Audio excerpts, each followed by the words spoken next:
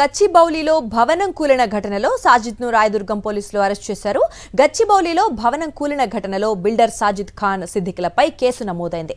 సాజిద్ పై Madhapur town planning ACB Habib Unnisa ఫిర్యాదు చేశారు. ఎటువంటి అనుమతులు లేకుండా బిల్డింగ్ నిర్మాణం చేపట్టారు. ఇక నాసిరకం మెటీరియల్తో నిర్మాణం చేపట్టినట్లుగా తెలుస్తోంది. ఇక మరోవైపు అక్రమ నిర్మాణాలతో సాజిద్ ఖాన్ చెలరేగిపోతున్నాడనే ఆరోపణలు కూడా ఉన్నాయి. సాజిద్ అక్రమ నిర్మాణాలకు కొందరు టౌన్ ప్లానింగ్ అధికారులు అండగా నిలిచినట్లు తెలుస్తోంది. చిన్న మెకానిక్ గా మొదలైన సాజిద్ ఖాన్ జీవితం అక్రమ నిర్మాణాలతో భారీగా సంపాదించాడనే సమాచారం. ఇక సైబరాబాద్ ఏరియాలో సాజిద్ ఖాన్ భారీగా అక్రమ నిర్మాణాలు చేపట్టినట్లు తెలుస్తోంది. చిన్న స్థలాల్లో అధిక ఫ్లోర్స్ నిర్మించి హాస్టల్స్ నిర్వహణ చేపట్టాడు. దీనిపై ఉన్నతాధికారులు పూర్తి స్థాయిలో దృష్టి పెట్టారు. మరోవైపు కూలిన భవనం వద్ద శిథిలాల తొలగింపు కొనసాగుతోంది. ప్రమాదానికి గురైన అపార్ట్మెంట్ సి బ్లాక్ ను ఖాళీ చేయించారు పోలీసులు. ప్రమాదంలో తీవ్రంగా గాయపడిన అపార్ట్మెంట్ వాసి రమణారెడ్డికి చికిత్స కొనసాగుతోంది. ఇప్పటికే స్థానిక టౌన్ ప్లానింగ్ అధికారి సంతోష్ కుమార్ ను సస్పెండ్ చేశారు ఉన్నతాధికారులు. దీనిపై మరింత సమాచారం మా కరెస్పాండెంట్ రత్నకుమార్ అందిస్తారు అంజయ్ నగర్ ఆ బిల్డింగ్ ప్లేస్ నుంచి.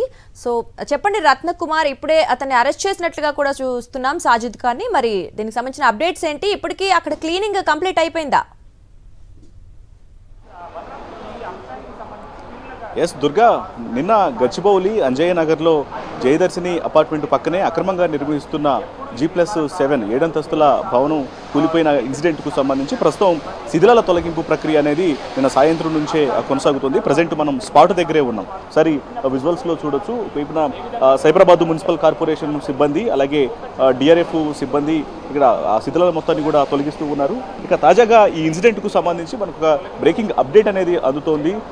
ఇక్కడ అక్రమంగా భవన నిర్మాణం చేస్తున్న నిందితులు సాదిక్ అలాగే సాజిద్ ఖాన్ బిల్డర్ సాజిద్ ఖాన్ పోలీసులు రాయదుర్గం పోలీసులు ఇప్పటికే అరెస్ట్ చేసి అదుపులోకి తీసుకున్నట్లు సమాచారం అనేది అందుతోంది. నిన్న సాయంత్రమే అతని మీద కేసు నమోదు చేయడం జరిగింది. సైబరాబాద్ మున్సిపల్ కార్పొరేషన్ అధికారులు ఇచ్చినటువంటి ఫిర్యాదు మేరకు రాయదుర్గం పోలీసులు కేసు నమోదు చేసి అతని కోసం గాలింపు చర్యలు చేపట్టారు. నిన్నటి నుంచి తను ఎస్కేప్లో ఉన్నాడు. అయితే ఇవాళ ఉదయం తెల్లవారుజామున రాయదుర్గం పోలీసులు అతన్ని అరెస్ట్ చేశారు. ఇక ప్రస్తుతం శిథిలాల తొలగింపు ప్రక్రియ అనేది కొనసాగుతున్న నేపథ్యంలో ఈ ప్రక్రియ అనేది పూర్తయిన తరువాత ఇప్పటికే హైడ్రా కమిషనర్ రంగనాథ్ తెలియజేశారు. పక్కన ఉన్నటువంటి 4 బిల్డింగ్లు కూడా అక్రమంగానే నిర్మాణం అనేది చేశారు. ఖచ్చితంగా వాటిని తొలగిస్తాము అన్న విషయాన్ని నిన్న ఆయన చెప్పిన నేపథ్యంలో ఈ శిథిలాల తొలగింపు ప్రక్రియ పూర్తయిన తర్వాత భారీ జంబో మెషిన్లో తీసుకొచ్చి పక్కనే అక్రమంగా నిర్మించినటువంటి పాక్షికంగా దెబ్బతిన్న ఇటువంటి అక్రమ నిర్మాణాలన్నింటినీ కూడా తొలగించేటువంటి అవకాశాలు అయితే ఉంటాయి. ఇక జయదర్శిని అపార్ట్మెంటు యొక్క ఎఫెక్ట్కు గురైనటువంటి జయదర్శిని అపార్ట్మెంట్కు సంబంధించి సి బ్లాక్లో నిన్న ఎవరైతే గాయపడ్డారో రమణారెడ్డి అనేటువంటి వ్యక్తికి మనం సాక్షి స్క్రీన్ పైన నిన్న స్పాట్లో ఇన్సిడెంట్ జరిగినప్పుడు ఆయన పరిస్థితి ఎలా ఉందనే దానికి సంబంధించినటువంటి విజువల్స్ కూడా మనం చూస్తూ ఉన్నాము.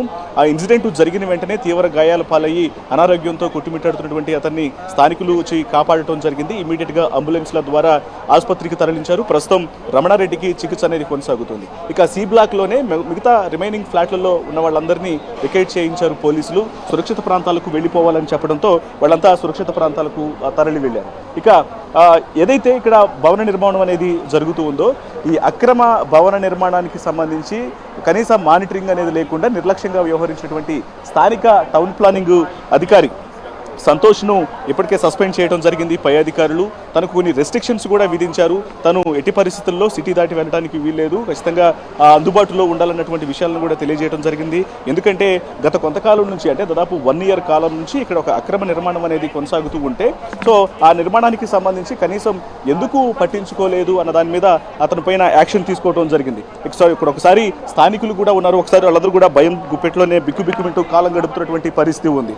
సో ప్రజెంట్ పోలీసులు ఏం చెప్తున్నారు ఏంటనేది కూడా స్థానికులు ఉన్నారు. ఒకసారి మహిళలు ఉన్నారు, మాట్లాడదాం. మేడం, ఏం చెప్తున్నారు?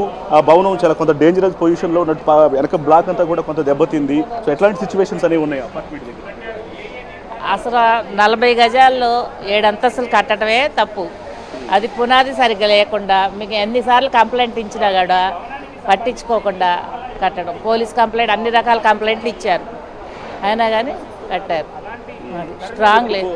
ఏం చెప్తున్నారు? భవనంలోనే ఉండమని అంటున్నారు, అపార్ట్మెంట్లో సేఫ్ అని చెప్తున్నారా, లేకపోతే బయటికి సురక్షిత ప్రాంతాలకు వెళ్ళాలని చెప్తున్నారా? ఎందుకంటే ఇది బిల్డింగ్ అంటే మనం కన్స్ట్రక్షన్ చాలా స్ట్రాంగ్ అది ఓన్లీ ఆ గోడలు ఒక్కటి కూలడము, అది డ్యామేజ్ అయితే వీళ్ళ అక్కడ ఉండే వాళ్ళకి డ్యామేజ్ అయితే డ్యామేజ్ జరిగింది. యాక్చువల్గా అంత ఎక్కువ ఉన్నా మా బిల్డింగ్ స్ట్రెంగ్త్ స్ట్రాంగ్ మూలంగా అది బేర్ చేయగలిగింది. వాళ్ళది చీప్ కన్స్ట్రక్షన్స్ అనుకోండి, అది వాళ్ళు ఏ పర్మిషన్స్ ఉన్నాయో లేదో తెలియదు, రూల్స్ ఫాలో అవ్వలేదు. మాది అంతా ఓపెన్ ప్లేస్ ఇచ్చాం మేము, మాది ఫుల్ రూల్స్ ప్రకారం ఉంది మా బిల్డింగ్, స్ట్రాంగ్ కన్స్ట్రక్షన్. లేకపోతే చాలా ఇంపాక్ట్ ఉండేది. ఇంకా అప్పటిదాకా అది బేర్ చేయగలిగింది మా బిల్డింగ్. ఇప్పటికి కూడా మినిమం డ్యామేజ్ నాకు తెలిసి, రేపు వాళ్ళు గవర్నమెంట్ వాళ్ళు టెస్ట్ చేశాక అది ఎలాగో బయటకు వస్తుంది. చెప్తున్నారా అధికారులు ఇప్పుడు కూలిన తర్వాత ఇక్కడ రెస్ట్రిక్షన్స్ ఏమన్నా చెప్తూ ఉన్నారా? పోలీసులు కానీ ఇక్కడ అధికారులు ఎవరన్నా వచ్చి ఏం చెప్తున్నారు? వెకేట్ చేయమన్నారండి, ఎందుకంటే అది అవి తీస్తున్నారు కదా, డెబ్రిస్ తీస్తున్నప్పుడు ఏమన్నా మళ్ళీ ఏదైనా ఇబ్బంది వస్తుందేమో అని బయటికి సి బ్లాక్ మటుకు వెకేట్ చేస్తాం అంతే. అదే ప్రికాషనరీ మెజర్స్ అనమాట అంతే. సి బ్లాక్ లో రమణారెడ్డి అనే ఒక ఆయనకు తీవ్ర గాయాలయ్యే ప్రస్తుతం చికిత్స పొందుతున్నాడు. ఏమన్నా ఎట్లా ఉందనేది తెలిసింది? ఆయన హాస్పిటల్లోనే ఉన్నారు, అయితే ఓకే స్టేబుల్ గానే ఉన్నారు. ఇప్పుడు అబ్జర్వేషన్ లో ఉండమన్నారు. అంటే అది ఆయన షాక్ గురయ్యారు, మీదకి వచ్చి పడినాయి. జస్ట్ 1 ఇంచ్ డిఫరెన్స్ లో వచ్చి పడ్డాయి. దాంతో షాక్ అయిపోయారు. దాంతో వెంటనే హాస్పిటల్లో అడ్మిట్ చేశారు. కాబట్టి ఇప్పుడు నౌ హీ వాజ్ ఓకే.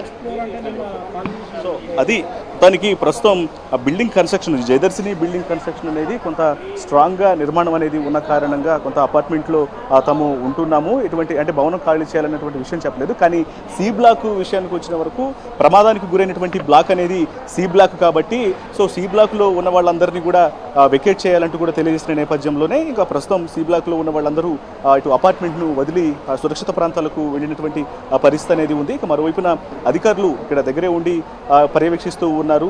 ఇక మొత్తానికి ఎవరైతే ఇందులో ప్రధానంగా ఈ ప్రమాదం వెనకాల కారకులు ఉన్నారో సాజిద్ ఖాన్ని అరెస్ట్ చేయడం జరిగింది, అతను అదుపులోకి తీసుకున్నారు. సో ఇక మరోవైపు స్థానిక టౌన్ ప్లానింగ్ అధికారిని సైతం సస్పెండ్ చేసినటువంటి పరిస్థితి కనిపిస్తోంది. Durga, right, thanks for the updates Ratnakumar.